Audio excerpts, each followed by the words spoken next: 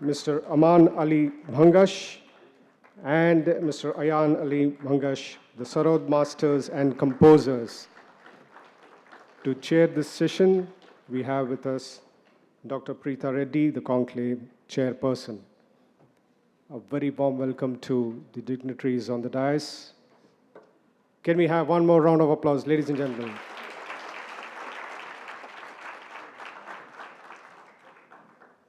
I hand over the session to the chairperson, Dr. Preetha Reddy. Namaste.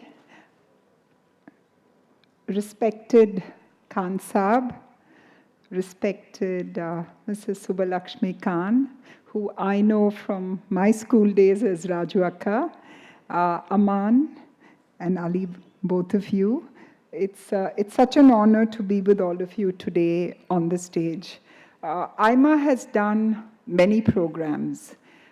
Some of the thought process in IMA is so wonderful and so specific, and MMA. Both of you should get credit for this. It isn't always that we look at something so creative, something so different, than having just management gurus speaking to all of us. Classical music, classical dance, the traditions of India are actually part of our DNA, whether we realize it or we know it or not. Just listening to it and understanding what goes behind a great performance is itself an art in leadership, is itself an art in management. And sometimes it's good for us to see and to be innovative and look at the other side of it, because what they create as a family is a beautiful tapestry.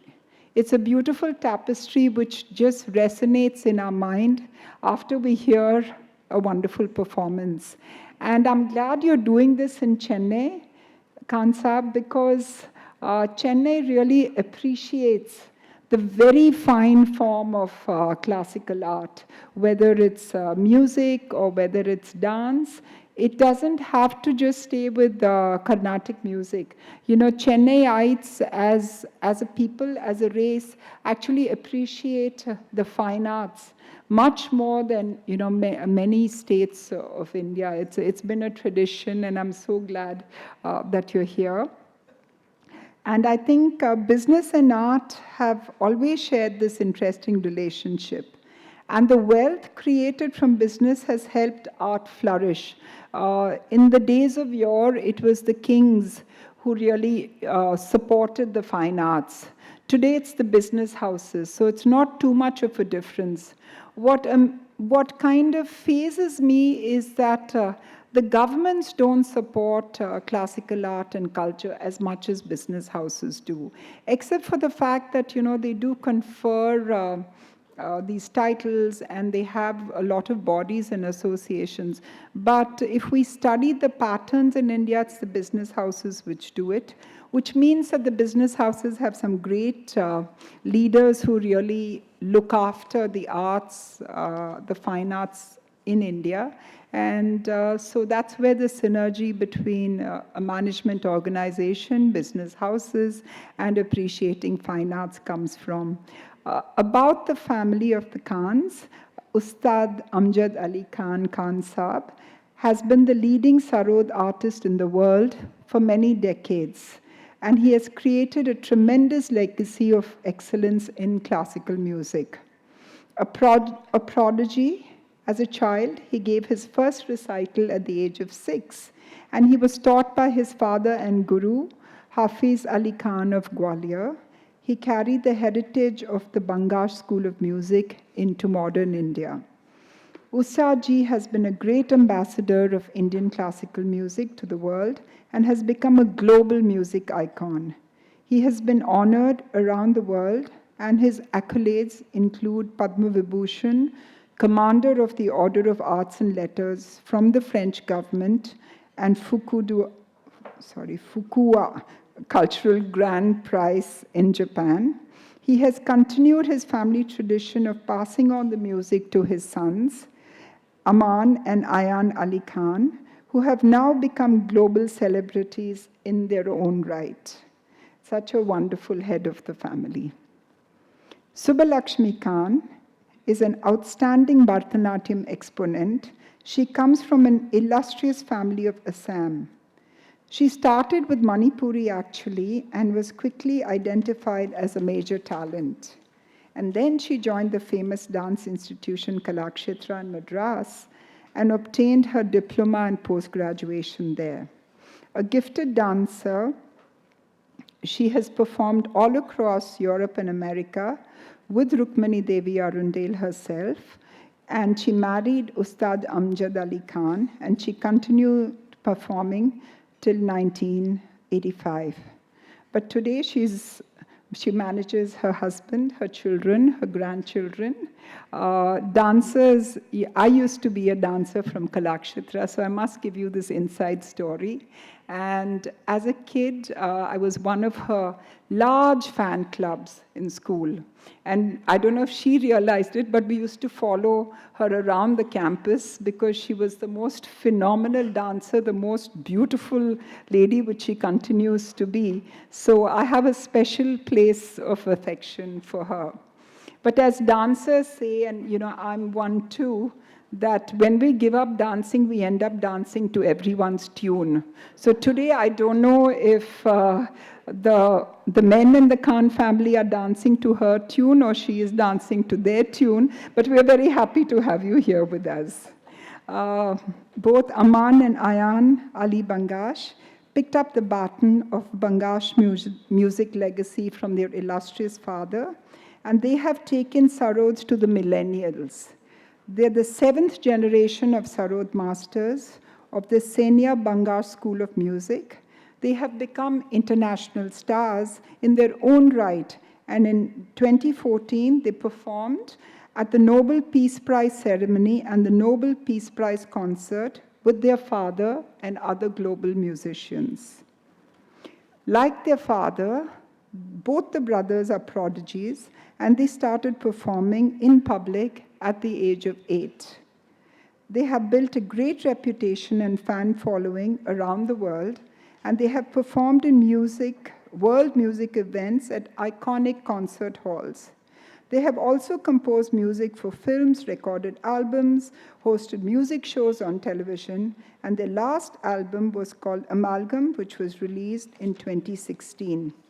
To give the parents credit, I have never found a more charming two youngsters who are great musicians in their own right, but who have such fantastic family values, apart from the fact that they hold tradition in very high regard and esteem.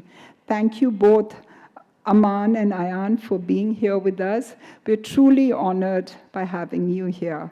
Before I hand over to them, what I'd like to say is that we as a hospital group had the honor of having Khan Saab and both of them perform to a really packed audience at the Taj for our 20th anniversary. So while I was talking to them, I said, God willing, we should have you back to celebrate life. And the new mantra with us is keeping people out of hospitals and keeping them well. So we've come a long way, we've changed. So I think we would like them to come back as performers to celebrate life back in Chennai very soon.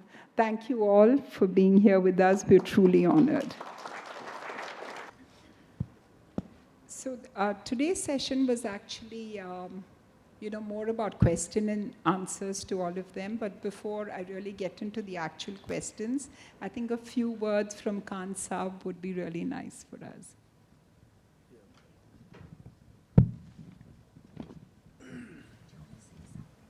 Namaskar. Thank you, Prithaji. You have been very kind, very encouraging, gracious. I have great regard for their family, Dr. Reddy, what they are doing, this Apollo Hospital all over the world, especially in our country. It's a great service to the mankind. Music, we can only talk about music because music has connected the world. In our country, we say Swar hi Ishwar hai. There is only two type of music according to my experience. Because I didn't learn music through books, or there's no connection between books. It was Guru Shishya Parampara, whatever I learned at the feet of the master from my father, my Guru, Ustad Hafiz Ali Khan Sahab. He was from Gwalior. And any of you, if you are in Delhi or Agra, the Gwalior is very close. And we have our ancestral house, which has been converted into a museum. It's called Sarod Ghar. And we have been honoring all the great masters every year. So you are most welcome to visit Sarod Ghar. There is only two type of music. One is pure sound. Sound of symphony, sound of veena, guitar, sarod, sitar. And there is nothing to understand in sound. Even human expression like da, ra, ra,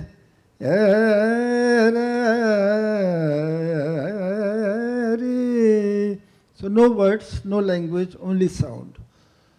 So sound is the purest form of music, I feel, because I can't manipulate through sound. If I am out of tune, you will come to know. But through language, people manipulate in their life.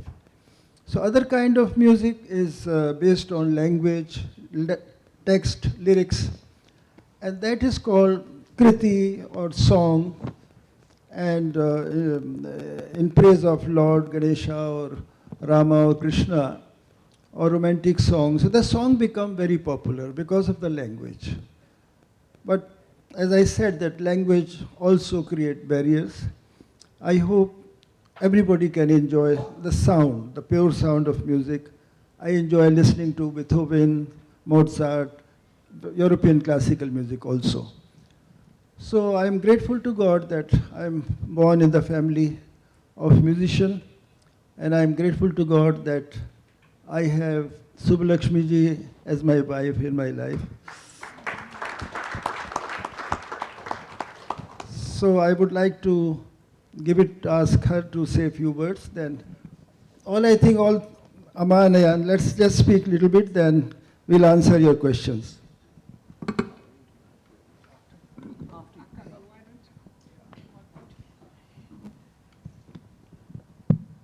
Namaskar. It has been a great pleasure for me to come back to Chennai. I take any opportunity to get back here because I have spent 15 years, as Pritaji has said, under the guidance of Rukmini Devi Arundel ji in Kalakshetra. But for Aima, this is the first time. I thought I was accompanying Khan Sahab and my children as a part of the audience, like all of you. Suddenly, I was told that I have to be on the stage and talk. But talk what? That is the question. I'm ready to answer all your questions.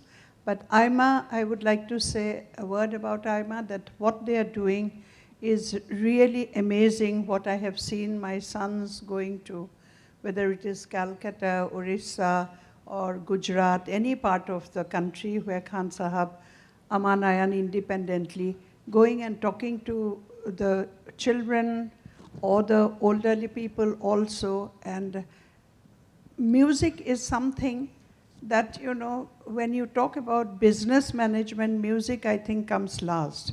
Like Khan Sahab always says that an eligible bachelor going to get married, the father-in-law to be asked, oh, he plays music, very good, but what is he doing otherwise?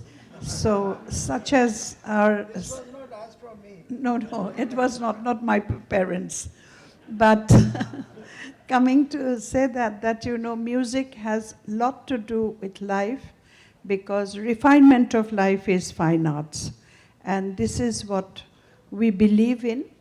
I am not making them dancing like this, Pritaji has said, but yes, I am making them dance around me. I am not dancing anymore.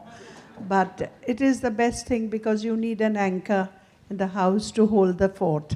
So I do in my own humble way. And having been an artist of whatever standard, it helps to understand you. It helps to understand a person better, husband, children. I know exactly when they receive a bouquet of flowers or they get a clapping on the stage, I feel it is my performance. So I live through their music. Aman, I'd like you to speak, but while you're doing that, can you also answer a question? And this came from something your mother said, that why is it that when somebody wants to know what your career or what you're doing, they ask for something beyond the fact that you're a musician, because a musician is the core of your existence. And everywhere, whether it's in the Western world or in other aspects in India, musician, the whole career is music. Why does a human being even ask the other question? Well, good afternoon, everyone. It's a complete pleasure and an honor to always share the stage with my father and my mother, both my gurus, who have learned a lot and I'm still learning. And thank you for having us here.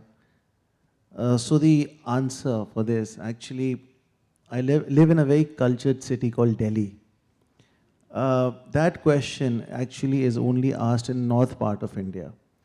I'll be very honest, I've never had this issue. By the way, I'm not the privileged one. Ayan bhai is married. My parents are married. I'm still looking. So yes, I have faced these questions, unfortunately, and especially in the north part of India, where I think people do not understand the whole logic that how a musician can survive without not going to office or, I think it's a mindset in the south, especially in the south, in the east, or in Maharashtra, fine arts. I will not only make it to music, you have dance, music, sculpture, theater. It's all regarded as a proper profession. In the North Belt, for some reason, it's not considered. The highest level is Guruji, Masterji. You learn some music from them. It's not considered a mainstream profession because also I think it's all driven, North India is driven by Bollywood, mainly. They understand that part of the industry. But again, you have sections of people who do understand music. But I have been fortunate or unfortunate that I have to always answer these questions. In fact, I go one step ahead. I've been asked that what if you break your arm, how will we survive together after that? So I said, well, I haven't ever thought of that yet. So, but it's an innocent question. I don't think it's it's not a malign way of thinking or, it's just a simple question. I don't blame them, but it keeps me thinking sometimes. I'm glad you said that, Ayan. Leaders today, business leaders today, they don't really have to be sitting in the office or 9 to 5, because the point, for me, I'm a healthcare professional, and healthcare has moved literally from the hospitals, and we're trying to move the point of care. Same thing, businesses, you don't have to be sitting in an office. Everything has become virtual. So, music has to, in fact, take over the world, because it was virtual much before there was actually brick and mortar. And maybe, that's a bit of a different thought, but we'd just like to hear whatever you'd like to tell us on management. Namaskar, good afternoon. It's a great honor to be here and always a pleasure to speak at IMA. And this is very unusual. Usually we on stage with only my father, but to have my mother with us on stage, I think it's a very defining moment. So I'm glad she's here today, because you literally have to drag her to do things. I mean, she does things silently, quietly. But as she mentioned, I mean, she is pretty much the binding force in the family, because I think artists tend to have a lot of unusual ideas, and they live in their little wonderland. So I think she keeps the reality check active and going. And what Preethaji asked, I mean, of course, I think we are living in a time where, of course, people are working from their home, and I think the era we live in it has also imbibed classical music. I mean, you have people have started learning online as well now.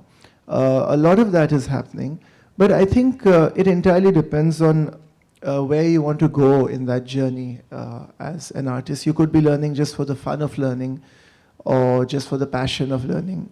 In those situations, and I say this with utmost humility, I think in that situation, online classes would work. But then if you want to really go forward as a performing artist, then I think you have to go back in time. You have to go to a guru. You have to seek his blessings. I mean, I think that beyond technical brilliance and beyond fireworks, musical fireworks, is that quotient of blessings, which even today are extremely important. And I think that makes all the difference to your music. That's amazing. The spirituality is what really looks as the. Thank you for that. For Mrs. Subbalakshmi Khan, how do you cope with three outrageously talented, good-looking men under the same roof? And how do you harmonize their ambitions, maybe their egos, and still keep them completely grounded and the whole family together, since they've given you credit?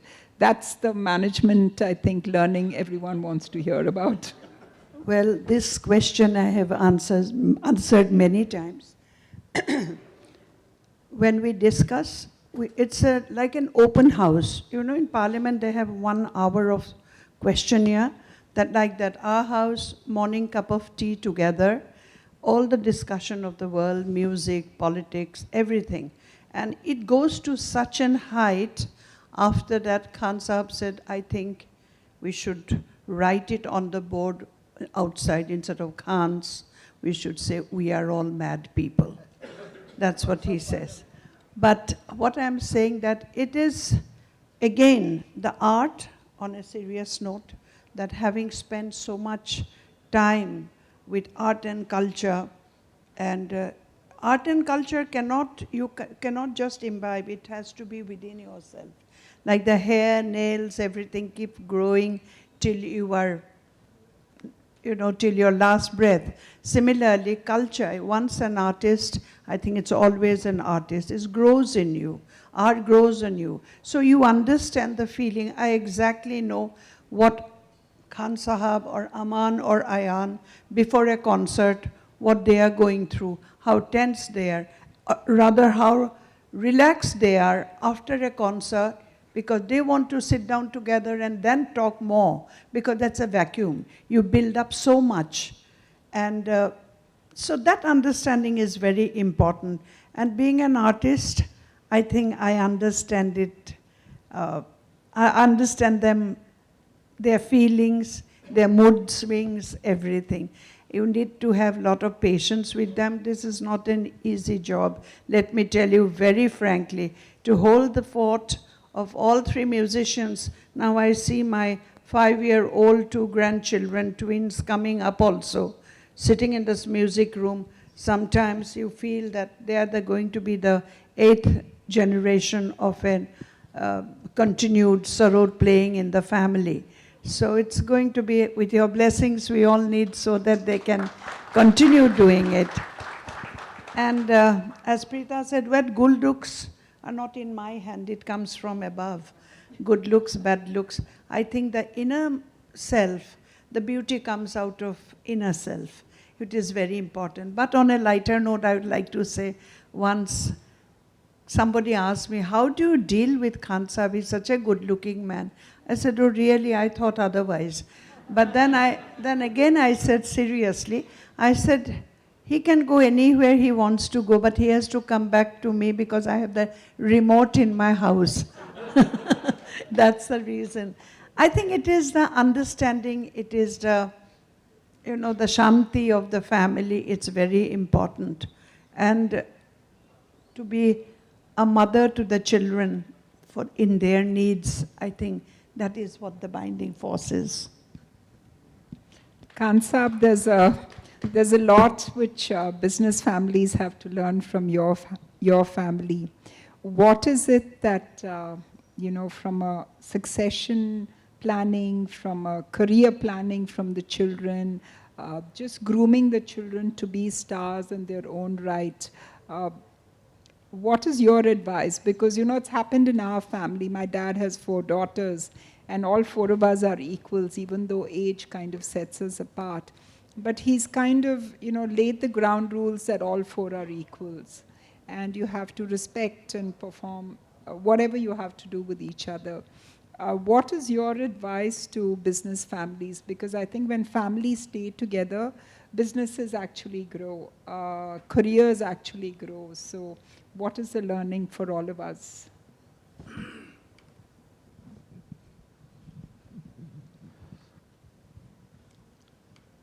I don't think I can advise anything to the business community because according to my guru, our music is our wealth. And this line, classical musician, to be a classical musician is a very long journey. It's a hard working, full of struggle. There was struggle, there is a struggle, and there will be struggle. There's no shortcut in classical music. And we were not allowed to plan our future. You see, in a business family, it's very natural, and I would advise all young people, everybody to plan their life as best as they can do. But as a musician, I was not allowed to plan my tomorrow. The planning was not allowed. Just surrender yourself to music, surrender yourself to God, give your life to God or music, and everything will be all right tomorrow. Don't plan tomorrow. So that was not allowed in our life. And there's a story about my father, which recently Mr. Modi narrated while talking in IIT. His video message was there. On the 5th of June, so I heard that speech, and in that speech he narrated a story about my father without mentioning his name. So when I met him, I told him that the story what you said, he was my father. He said, yes, I know, I'm very aware. But anyway, so the story was that in the year 1960, my father was receiving Padma Bhushan, and he was a fakir, you know, absolutely innocent, very, very old, and I was the youngest child. He took me along to Rashtrapati Bhavan. That was the first time I saw Mr. Nehru, Rajendra Prasad, Dr. Radhakrishnan, and all the great leaders. After the ceremony is a ritual in Mughal garden, they have tea. So Mr. Nehru came, my father introduced to Mr. Nehru, and then Rajendra Prasad came. Khan Sahab, what can I do for you? We were living in a rented place, we didn't have car, we had gone in a taxi. My father said, please save the purity of Rag Darbari Kannada. People are taking liberty in this raga, and you being the president, it is your duty to protect the ragas also. The poor president, he never had such kind of request in his life. Generally, you know, people ask, give me a government accommodation, give me this award, that award. He was hoping as if the president will pass a resolution in the parliament that next day everybody should sing Darbari like that. So he says, Khan Sahab, main samjha nahi. Again, my father repeated that this raga was created by great Tansen, and rag people are taking liberty. So he said, yes, I will definitely do something, Khan Sahab, or what can I do for you? Again, he's asking the same thing. Then my father says, time for my prayer. Namaz ka waqt ho gaya hai. I want your permission. He was not aware that there is a protocol that you can't leave before the president. But he left from there. And I was walking behind him, and no security officer stopped him also. So he came home like an innocent child, told my mother, that Rajendra Babu has promised that the purity of Rag Darbari will be maintained. So such people came to this world, and they have tremendous faith in God, that I will do what I feel like doing, I'll be able to play music. And so we are here in front of you because of their blessings. I had blessings from all the great musicians, including Semangudi Srinivas Iyer ji, M.S. Subbulakshmi ji, D.K. Pattamal, M.L. Vasatagwa. So we were like family. So even for Amanayan, somebody will say, why did you teach music if there's so much struggle in classical music? Why did you not make them a business? I thought music is my wealth, so I must share with them. And if they were not interested, I would have not forced them to teach. Aman, when he came to the world, he showed interest. After 2 years, Ayan came, he also showed interest. So now I'm grateful to God that they value, they understand the value of classical music, value of our tradition. And so I often feel that in school also, education could not create compassion and kindness in a human being. Why we are still killing each other on account of religion, on account of power and this and that. Nothing has changed. What used to happen 2000 years back, we are doing in a much more clever way even today. So it's very sad. I think there should be a class in every school, one class where children should not carry the books there. The teacher should only share and teach them the value of love, value of compassion, value of ashirvad, value of love, all these things. Because everything has become so mechanical. The moment children go to school, open your books, open this, open that. So I think there's something wrong in our education system all over the world, not only India.